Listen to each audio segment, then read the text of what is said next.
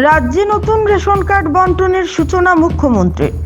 85,745 জন সুবিধা প্রাপকের খাদ্য নিরাপত্তার পাশাপাশি স্বাস্থ্যের নিশ্চয়তা সুনিশ্চিত হবে রেশন কার্ড দ্বারা, বললেন মুখ্যমন্ত্রী হিমন্ত বিশ্ব শর্মা।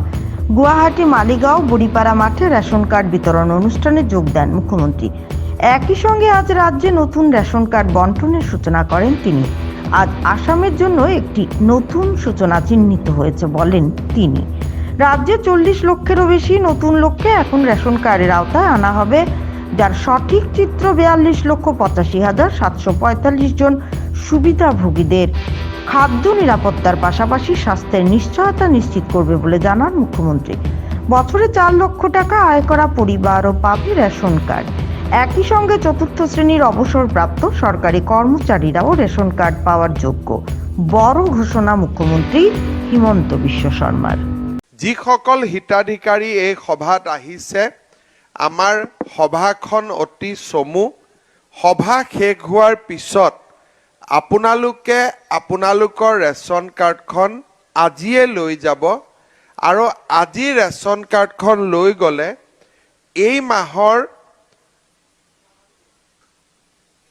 31 জানুৱাৰীৰ আগতে এই মাহৰ ৰেচনৰ খাদ্য আমি ল'ব পাৰিম। কিন্তু যদি 1 ফেব্ৰুৱাৰীত আপোনালোকে ৰেচনৰ দোকানত যায়, তেতিয়া এই মাহত আপোনালোকে পাব পৰা চাউলখিনিৰ পৰা আপোনালোক বঞ্চিত হ'ব। আমাৰ চৰকাৰৰ নিয়ম অনুসৰি যিসকলৰ হাতত ৰেচন কাৰ্ড থাকে তেখেতসকলক আমি 5 কেজিকৈ চাউল পৰিয়ালৰ প্ৰতিগৰাকী সদস্যৰ বিপৰীতে বিনামূলীয়াকৈ যোগান ধৰোঁ। আগতে চাউল আমি যেতিয়া ল'ব গৈছিলোঁ, ৰেচনৰ দোকানীয়ে আমাক যি চাউল দিছিল সেই চাউলখিনি আমি লৈছিলোঁ। কিন্তু এতিয়া আপোনালোকে 5 কেজি চাউল লৈ মেচিনত আপোনালোকে এটা ষ্টাম্প লগাব লাগিব, হয়নে আনন্দ? আৰু এটা ই-পছ মেচিন বুলি কয়, ই-পছ মেচিনত আপোনালোকে ষ্টাম্প লগাব লাগিব আৰু সেইটো বেলেগে লগাব নোৱাৰে। ৰেচন কাৰ্ডৰ যিকোনো এজন মানুহে, পৰিয়ালটোৰ যিকোনো এজন মানুহে গৈ এইটো না আধাৰৰ অথেণ্টিক, এইটোতো আগতে আপোনালোকৰ এবাৰ লৈছেই চবেই আধাৰৰ অথেণ্টিকেট কৰি আপোনালোকে চাউলখিনি ল'ব পাৰিব।